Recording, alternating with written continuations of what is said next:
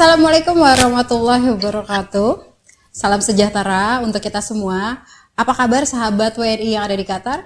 Semoga dalam keadaan sehat dan semangat selalu. Berjumpa kembali di Minkof Samarot. Kali ini episode kedua dengan temanya yang pasti sudah banyak ditunggu-tunggu ya. Kali ini adalah temanya layanan konsuler dan pekerja migran Indonesia. Udah ada di samping saya narasumbernya. By the way, kali ini narasumbernya spesial karena akan ada dua. Yang pertama sudah ada di samping kanan saya dengan Pak Heru Budiarso. Apa kabar Pak? Baik. Baik.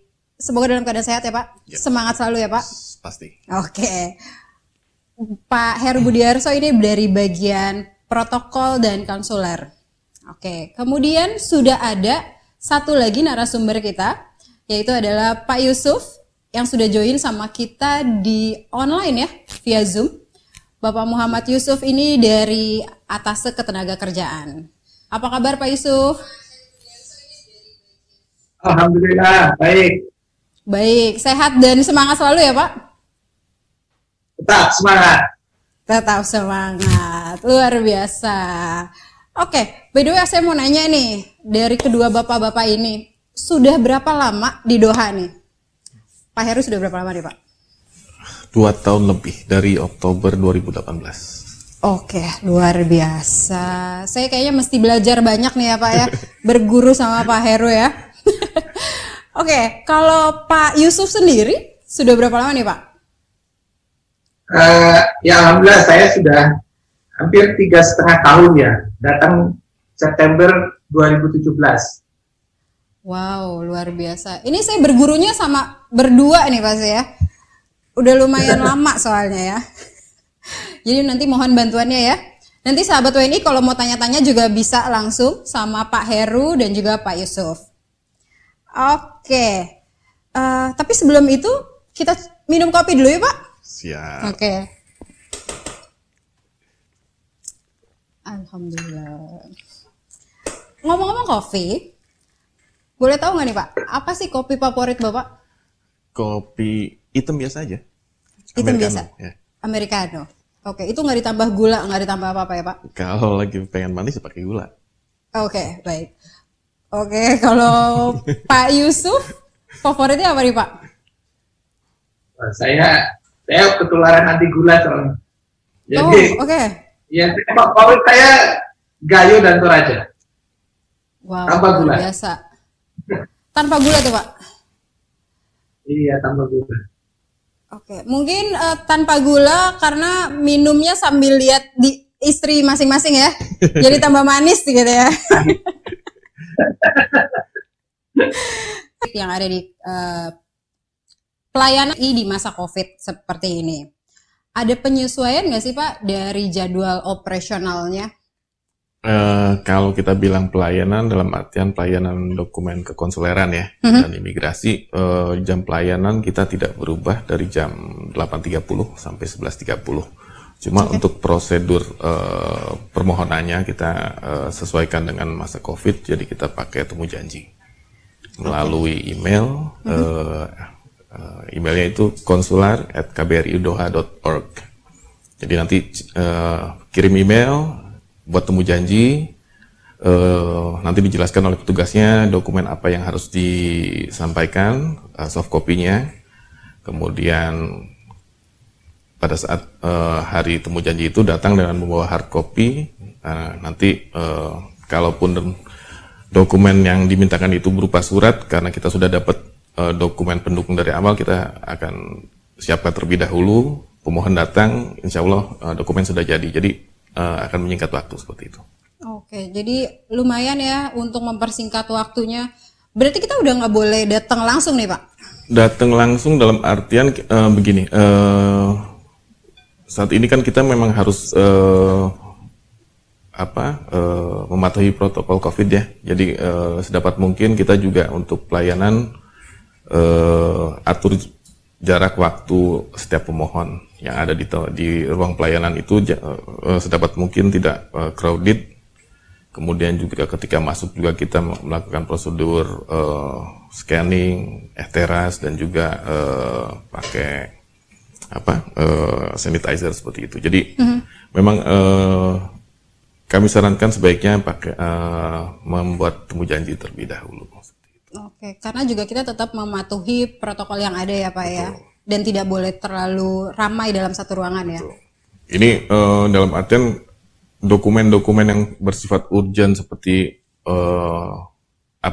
dokumen misalnya ada surat keterangan kematian yang memang kita nggak bisa melalui temu janji karena memang mendesak ya, pasti akan kita layani. Cuma sifat dokumennya itu kan pasti macam-macam ya. Kalau memang perlu temu segera seperti itu ya, kita masih bisa layani seperti itu. Oke, luar biasa. Sekali lagi Pak, mungkin boleh di-remind emailnya apa Pak? Emailnya di konsular, pakai CONSULAR @KBRI Doha, itu KBRI Dohanya disambung, .org. Gitu. Oke, baik. Berarti nanti boleh dicatat ya sahabat WNI. Oke, kemudian terkait jenis-jenis pelayanan di KBRI Doha nih Pak. Mungkin ada teman-teman kita yang belum tahu nih. Boleh dijelasin juga nggak sih Pak, ada apa aja? Kalau jenis pelayanan kekonsuleran sendiri, karena di pelayanan itu ada selain pelayanan kekonsuleran dan keimigrasian juga ada pelayanan ketenaga kerjaan ya. Jadi kalau untuk pelayanan kekonsuleran dan keimigrasian mungkin pembaruan paspor, SPLP, kemudian juga surat keterangan domisili, surat keterangan pindah, surat keterangan untuk sekolah juga, ataupun juga legalisasi dokumen seperti itu. Oke, baik kalau gitu. Jadi agak lumayan banyak ya. Nah, Pak Yusuf, aku mau tahu dong nih Pak, jenis-jenis pelayanan apa aja nih Pak yang ada di KBRI Doha? Ya, baik Mbak. Jadi untuk pelayanan ketenagakerjaan ini dibagi dua ya, ada layanan perlindungan dan ada layanan dokumen. Untuk layanan perlindungan, kita prinsipnya KBRI Doha memberikan layanan 24/7, jadi 24 jam sehari, 7 hari dalam seminggu. Ya, kita akan berikan layanan kepada sahabat-sahabat kita, rekan-rekan pekerja migran Indonesia yang kurang beruntung di Doha, yang datang ke KBRI kemudian meminta bantuan, itu kita akan selalu terbuka. Kemudian yang kedua adalah layanan dokumen. Layanan dokumen ini secara umum terbagi dua, yaitu layanan pengesahan perjanjian kerja dan layanan pengesahan job order. Kira-kira gitu Mbak. Oke. Nah terkait tadi nih Pak, mungkin tadi Bapak sempat mention ya, apabila ada pekerja migran Indonesia yang menghadapi masalah di tempat kerjanya, apa yang harus dilakukan oleh PMI tersebut nih Pak? Oke, untuk teman-teman pekerja migran Indonesia yang mendapat masalah di tempat kerja, langkah pertama tentu membicarakan permasalahan tersebut dengan sponsor, dengan pemberi kerja atau perusahaan. Bicarakan secara baik-baik apa permasalahannya. Karena tidak bisa dipungkiri, sepanjang ada namanya hubungan kerja, pasti akan ada potensi masalah. Nah ini seperti hubungan suami istri ya, jadi kalau ada keluhan, segera sampaikan, sehingga bisa dicari solusinya di internal perusahaan. Namun demikian, jika ternyata tidak menemui titik temu, ya silakan untuk berkonsultasi ke KBRI. Kami siap untuk memberikan konsultasi sampai dengan memberikan pendampingan penyelesaian permasalahan Bapak dan Ibu sekalian. Oke, jadi yang pertama tetap komunikasikan terlebih dahulu ya Pak ya, di internalnya gitu ya Pak. Oke, baik kalau gitu. Oke. Nextnya ini terkait paspor. Ini yang di media juga udah mulai banyak bertanya-tanya gitu ya. Terkait paspor 10 tahun nih Pak. Gitu. Ini gimana nih Pak?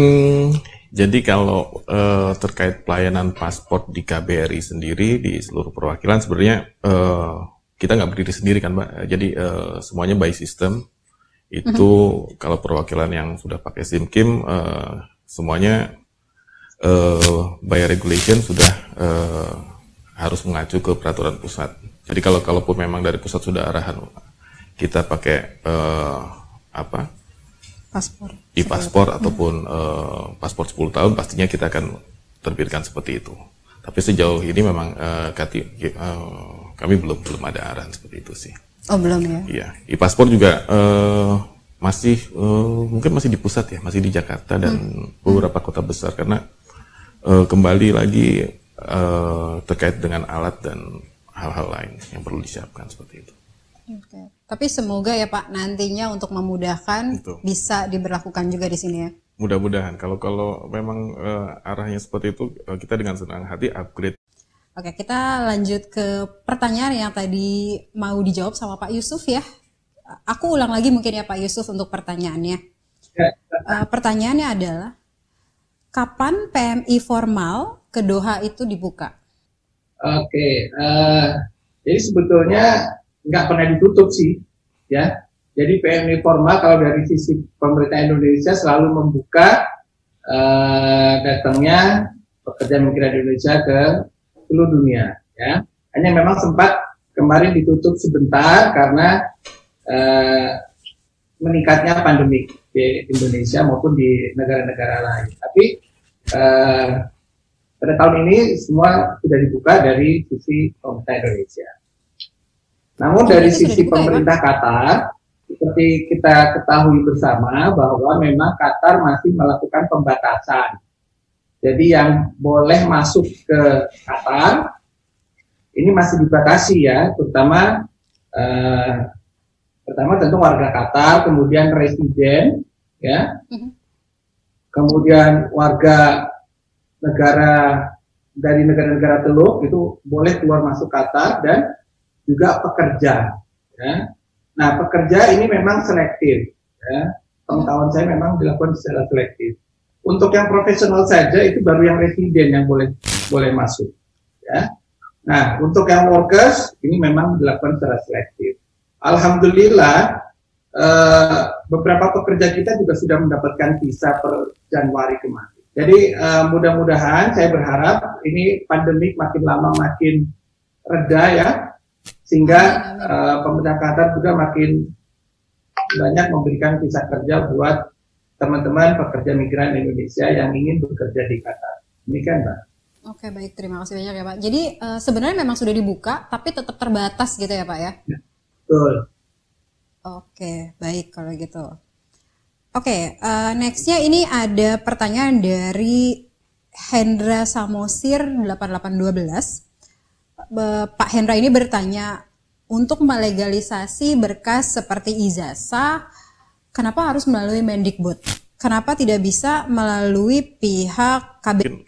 Ini dalam artian dokumen legalisasi, dokumen ijazah Qatar yang diterbitkan di Qatar atau ijazah yang diterbitkan di Indonesia. Mungkin kita harus tahu kenapa dokumen harus dilegalisasi, maksudnya agar bisa digunakan di negara lainnya seperti itu. Jadi kalau betul. Dokumen Indonesia memang harus ijazah Indonesia memang harus melalui Kemendikbud dulu, baru ke Kumham, kemudian ke Kemlu, baru dibawa ke Mari.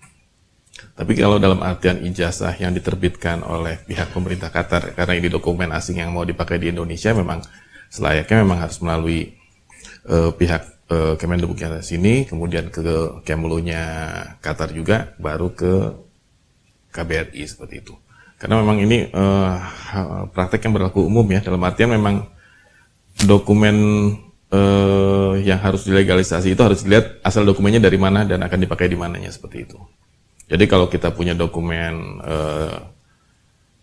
yang diterbitkan di Qatar tapi mau dipakainya bukan di Indonesia, ya tetap harus dilegalisasi di sini, kemudian dilegalisasi ke negara yang tujuan, seperti itu juga sama sebenarnya.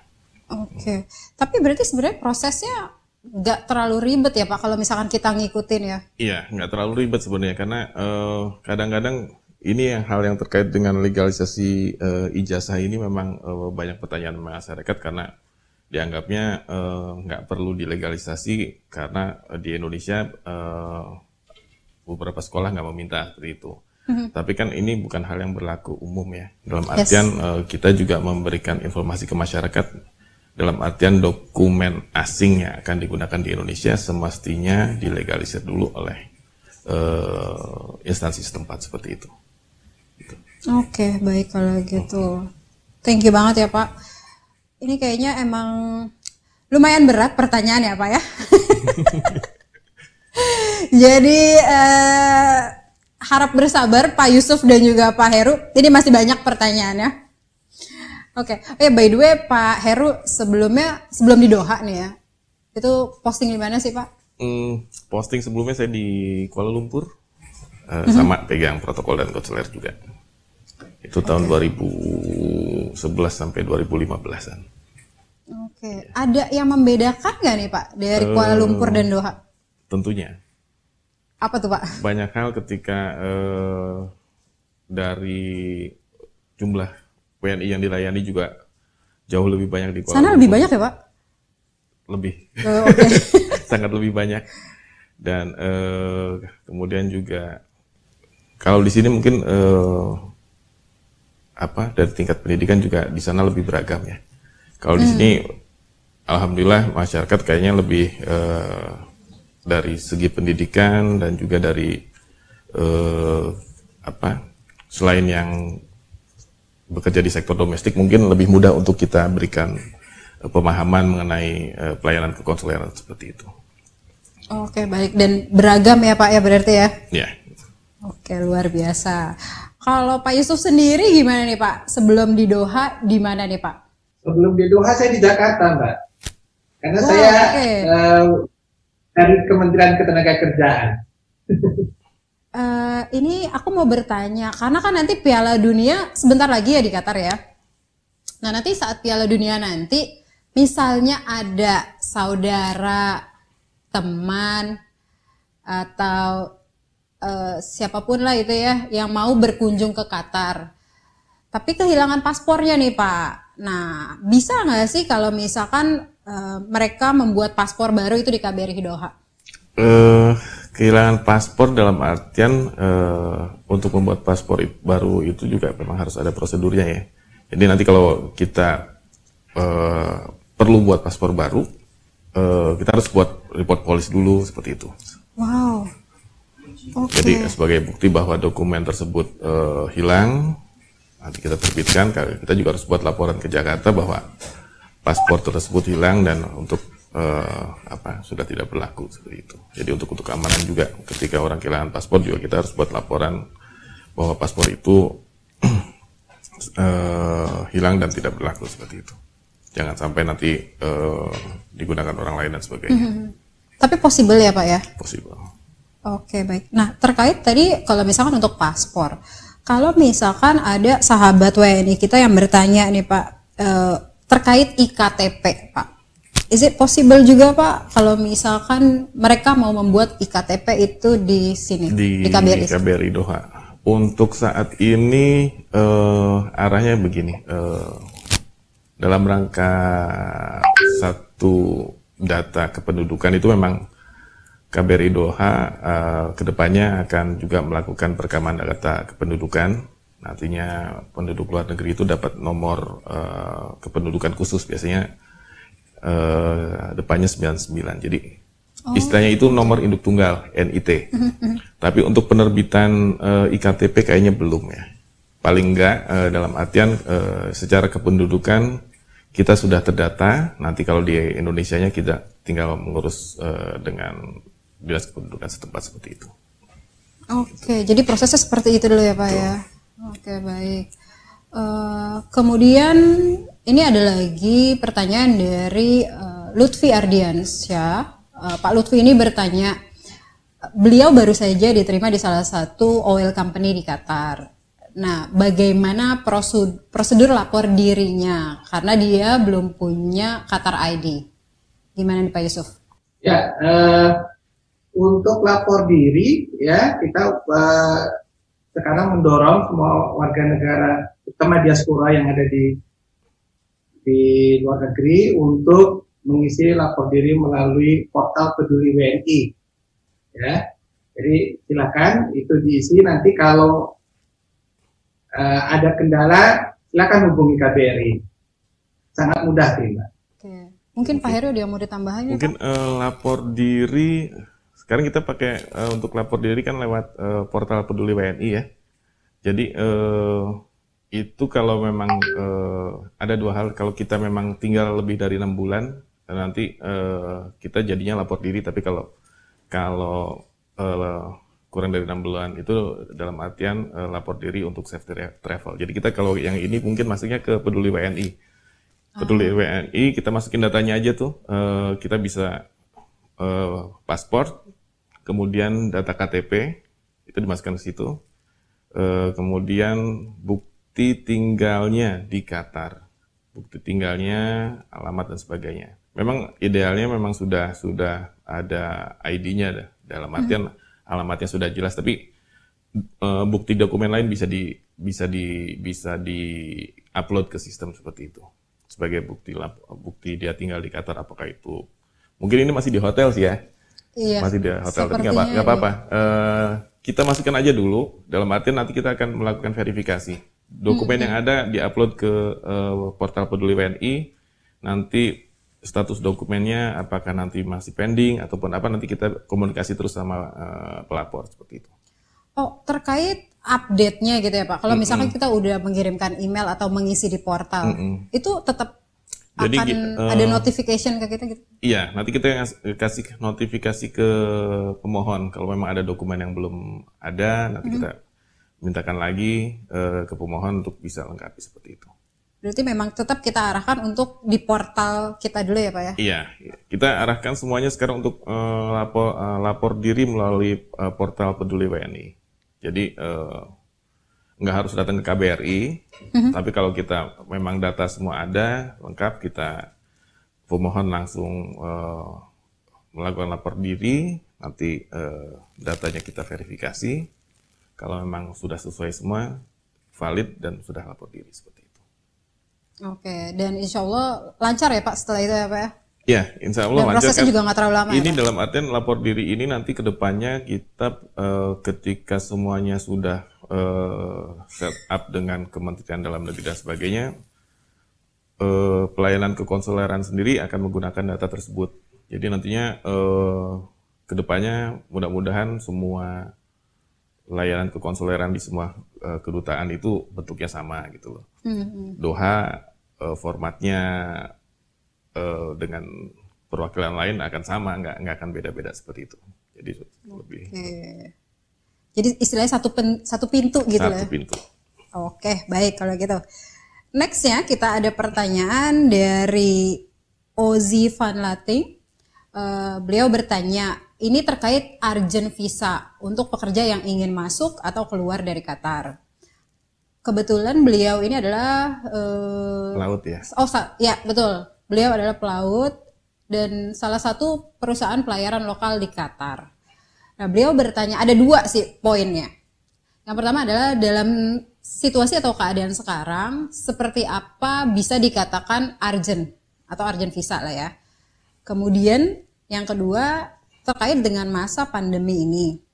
Apakah urgent visa itu sendiri bisa diberlakukan atau belum nih Pak? Urgent visa dalam artian yang bersangkutan akan pulang ke Indonesia dan memerlukan prosedur keluar masuk Qatar ya. Mungkin itu yang dimaksud. Jadi nanti mungkin bisa ditambahkan Pak Yusuf juga, permasalahan kita selama ini memang banyak ABK kita yang masuk ke Qatar dengan melalui agen yang kurang bertanggung jawab. Dalam artian ketika masa kerjanya habis, yang bersangkutan juga karena prosedur keluar masuknya tidak benar, pada akhirnya untuk bisa keluar Qatar yang bersangkutan kesulitan dan pada akhirnya minta bantuan KBRI. Karena ini mulai dari pelaporan krulis segala macam oleh pihak agent tidak dilakukan. Jadi mungkin kalau kita tadi pertanyaannya urgent visa itu, kalau memang ada masalah terkait dengan untuk kepulangan ataupun ketika kontraknya sudah habis dan pihak agensi memang tidak melakukan pekerjaannya dengan benar, memulangkan dan sebagainya, jangan sungkan-sungkan untuk coba kontak ke hotline kita, karena pasti banyak kasus seperti ini juga sih, dan pasti akan kita bantu. Ini kerjasama kami dengan Pak Adnaker juga, dan ini tidak sedikit yang seperti ini. Oke, baik. Pak Yusuf, aku boleh tahu nggak nih, boleh ditambahin nggak nih Pak, terkait tadi pertanyaannya? Ya, jadi untuk teman-teman ya pekerja migran Indonesia yang profesinya sebagai pelaut atau anak buah kapal, tentu saya menghimbau ya, ini memang situasi yang sulit di seluruh dunia bagi pelaut, karena ada kesulitan untuk melakukan crew change ya, penggantian awak kapal, kemudian juga banyak negara juga punya visa kerja yang bisa dikonversi menjadi Qatar ID ya. Itu akan sangat banyak manfaatnya. Anda bisa turun anytime ya, bisa punya kartu kesehatan, bisa membuka rekening bank di sini, sehingga juga bisa lebih nyaman ya hidup di Qatar. Itu untuk yang lokal. Sedang untuk pelaut-pelaut di kapal yang berbendera asing, tentu itu hal yang tidak mungkin ya, sehingga itulah tadi dibutuhkan visa pelaut tadi, yang waktunya memang durasi terbatas untuk sekedar bisa turun dari kapal dan kemudian berangkat ke bandara. Mungkin itu. Oke, Pak, ini mungkin masih terkait dengan peluang untuk bekerja di Qatar gitu ya Pak. Untuk ada kisi-kisi nggak nih Pak, untuk pekerja migran Indonesia? Kalau misalkan memang beliau pengen bekerja untuk di Qatar. Ya, jadi untuk teman-teman calon ya, ini calon pekerja migran ya, Anda bisa berangkat ke luar negeri atau ke Qatar untuk melalui dua cara ya. Yang pertama bisa melalui perusahaan penempatan pekerja migran Indonesia atau P3K, yang dulu dikenal sebagai PJTKI ya, itu bisa dilakukan seperti itu. Kemudian yang kedua, Anda bisa melakukan skema pekerja mandiri, pekerja migran Indonesia mandiri ya. Anda bisa entah mendapat tawaran dari teman ya, atau melihat di website kemudian didapatkan. Jangan lupa ya untuk mengurus ke Disnaker setempat atau ke balai BP2MI yang ada di tempat rekan-rekan semua berada, atau jasa layanan satu apa. Nah, di situ akan ada syarat-syarat yang perlu dipenuhi ya. Jadi berangkatlah secara resmi ya. Berangkat secara kita. Ini insya Allah kalau berangkat aman ya, artinya mengikuti prosedur, insya Allah pulangnya kapan. Mungkin itu pesan saya buat teman-teman pekerja migran Indonesia, calon pekerja migran Indonesia. Mungkin itu yang paling penting gitu ya Pak. Jadi jelas dulu gitu ya Pak ya. Mulai dari agennya, pekerjaannya gitu ya. Mungkin saya tambahkan ya Mbak ya. Jadi boleh. Kalau Anda bekerja mengurus proses untuk sebelum bekerja dengan ini tadi, insya Allah ada berkas yang harus mendapatkan verifikasi dari perwakilan RI, dalam hal ini KBRI. Jadi insya Allah kontrak maupun perusahaan saudara itu akan kami verifikasi lebih dulu. Okay. Jadi kalau KBRI sudah melakukan verifikasi, oh ternyata benar perusahaan bonafide begitu ya, kemudian kontraknya juga betul ya, insya Allah kita berikan endorsement tadi ya, ke pengesahan. Nah, itu yang menjadi dasar teman-teman untuk berani bekerja di luar negeri ya. Karena apa? Karena bekerja di luar negeri atau di Qatar gitu ya. Dukungan dari perwakilan RI, dalam hal ini KBRI. Yes. Demikian Mbak. Oke, baik, ya. Terima kasih banyak ya Pak. Berikutnya ini ada dari Sastrawan Losari. Beliau lebih ingin mengucapkan terima kasih kepada admin IG KBRI Doha karena sudah merespon cepat dan mengurus hak-hak dari almarhumah Sophia, mantan PMI Qatar yang meninggal 17 Oktober 2020. Mudah-mudahan prosesnya cepat terselesaikan. Amin. Oke. Oke, nextnya ada pertanyaan nih Pak. Ini mungkin pertanyaannya dari saya juga nih Pak. Saya penasaran nih. Untuk perpanjang paspor di Qatar, minimal berapa bulan sebelum paspornya expired Pak? Minimal 6 bulan sebelum expired. Jadi minimal 6 bulan Pak? 6 bulan. Dalam artian misalnya kita paspor expired bulan Juni. Berarti Januari sudah bisa. Oke. 6 bulan sebelum. Jadi bukan berarti mulai dari 6 bulan sebelumnya itu untuk. Oke. Itu berarti nggak bisa di-courting 3 bulan sebelum gitu Pak? 3 bulan sebelum nggak masalah. Nggak masalah ya? Nggak masalah. Jadi mulai boleh ganti paspor dari misalnya yang tadi habisnya Juni. Dari bulan Januari dia bisa apply. Oke. Kalau misalkan ternyata kita lupa, Pak, ternyata udah expired gitu. Prosesnya dari awal lagi nggak sih, Pak? Atau sama aja? Iya, pastinya kan ada alasan kenapa yang bersangkutan lupa dan sebagainya, dan itu masuk dalam kita ada form permohonan paspor itu segala macamnya di situ. Jadi memang semua alasan ketika penggantian paspor ini juga termasuk yang minta ganti paspor sebelum 6 bulan sudah minta ganti. Biasanya ada beberapa yang minta misalnya sekolah di luar negeri, kemudian syarat paspornya minta masih 2 tahun berlaku gitu kan. Sementara dia sudah habis. Masih dimungkinkan untuk dilayani dalam artian memang ada surat dari sekolahnya seperti itu, ataupun ada yang selain itu yang magang juga seperti itu.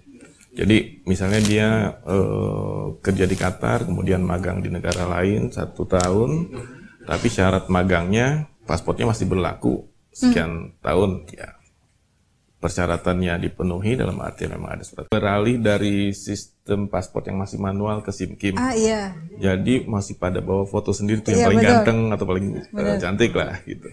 Jadi ketika bawa foto nggak diterima karena memang harus foto langsung. Oh, foto real ya, berarti nggak boleh 360 ya? Nggak boleh. Oke. Oke. Terus masih terkait nih Pak, terkait visa kerja di Qatar. Bagaimana sih caranya untuk kita mendapatkan visa kerja di Qatar? Visa kerja di Qatar, mungkin ini kaitannya dengan semua yang terkait ketenaga kerjaan ya. Mungkin Pak Yusuf lebih tahu, tapi Pak Yusuf gimana nih Pak? Pada intinya kan sponsorship ya. Mungkin, ketika perusahaan yang mempekerjakan memang mengajukan permohonan visa untuk yang bersangkutan seperti itu. Oke, baik. Gimana nih Pak Yusuf? Ya, jadi memang visa kerja itu bukan diajukan oleh perorangan ya Mbak ya. Jadi yang mengajukan adalah perusahaan atau sponsor dari calon pekerja migran ini. Jadi pastikan dulu dapat pekerjaan ya. Kalau sudah dapat pekerjaan, sudah diterima bekerja, nah nanti pengguna ini atau pengusaha atau perusahaan ini yang akan mengurus visa kerja tersebut ya. Jadi dapat pekerjaan dulu baru visanya. Jangan visa dulu baru kerja ya. Oke. Gitu Mbak. Oke, baik. Kalau misalkan itu kan tadi visa kerja gitu ya. Nah ini kalau misalkan warga Indonesia pengen ke Qatar nih, ini gimana ya? Udah buka atau belum? Terus kemudian terkait visa dan segala macam ya Pak? Karena pastinya kan disesuaikan dengan situasi sekarang ya. Kebijakan Qatar di masa COVID sendiri sudah jelas untuk warga negara asing yang masuk itu yang mempunyai permanent resident seperti itu. Jadi kalau memang WNI nggak punya permanent resident ya untuk saat ini memang belum dimungkinkan. Oke, jadi karena masih ditutup juga kali ya Pak ya? Oke, berarti nanti harap bersabar teman-teman yang ada di Indo kalau misalkan mau ke Qatar, dia ada di Indonesia mau ke Qatar. Nanti pasti kalau misalkan sudah dibuka akan ada pemberitahuan ya Pak ya? Ini dalam artian memang hal-hal yang khusus juga pasti ya, kebijakan setempat berlaku ya. Kita juga itu kan hal yang berlaku umum dalam artian hal-hal yang berlaku khusus ditetapkan oleh pemerintah Qatar juga kebijakannya mungkin bisa berubah seperti itu. Oke, baik kalau gitu. Eh, Teman-teman sahabat WNI yang ada di Qatar, sebelumnya kami ingin mengucapkan mohon maaf karena adanya gangguan teknis. Semoga nanti di pertemuan Minkov Samarot yang berikutnya sudah lebih better dari yang ini ya. Oke, terakhir nih Pak, dari Pak Heru, ada yang mau disampaikan ke sahabat WNI yang ada di Qatar? Baik, untuk sahabat WNI yang di Qatar, saya ucapkan terima kasih untuk yang telah mengisi lapor diri melalui Peduli WNI. Saya update juga. Oke, ini pesan sponsor ya? Oke, baik. Kalau misalkan Pak Yusuf, ada yang mau disampaikan nggak nih Pak sama sahabat WNI? Diberikan dengan aman dan selamat ya. Karena kita ini ingin cari kesejahteraan ya, jangan sampai terjadi ada kecelakaan kerja atau penyakit. Kemudian tentu yang barusan datang, tolong lapor diri melalui portal Peduli WNI atau mau main-main ke KBRI dengan senang hati karena itu. Ya. Jadi jangan ragu untuk menghubungi kami. Untuk teman-teman yang baru datang, lapor diri dan juga mencari sahabat-sahabat barunya di Qatar. Qatar buat para PMI menjadi lebih menyenangkan kalau banyak sahabat, banyak teman. Gitu Mbak. Betul sekali. Itu quote-nya bagus ya Pak ya. Terima kasih banyak. Sekali lagi terima kasih banyak Pak Heru dan Pak Yusuf. Teman-teman, sahabat WNI yang ada di Qatar, sekali lagi kami juga mengucapkan mohon maaf yang sebesar-besarnya atas adanya gangguan teknis seperti ini. Oke, terakhir saya mau mengucapkan terima kasih kepada beberapa pihak yang sudah berpartisipasi untuk acara Minkov Samarot ini. Teman-teman dari Karib, ada Pak Syahrial dan juga Pak Rio. Terima kasih banyak. Terakhir pesan saya, mungkin pesan bersama kali ya Pak ya, untuk di masa pandemi ini harap tetap mematuhi protokol yang ada, gitu ya. Oke, billahi taufiq wal hidayah. Terima kasih banyak. Assalamualaikum warahmatullahi wabarakatuh. Sampai berjumpa lagi.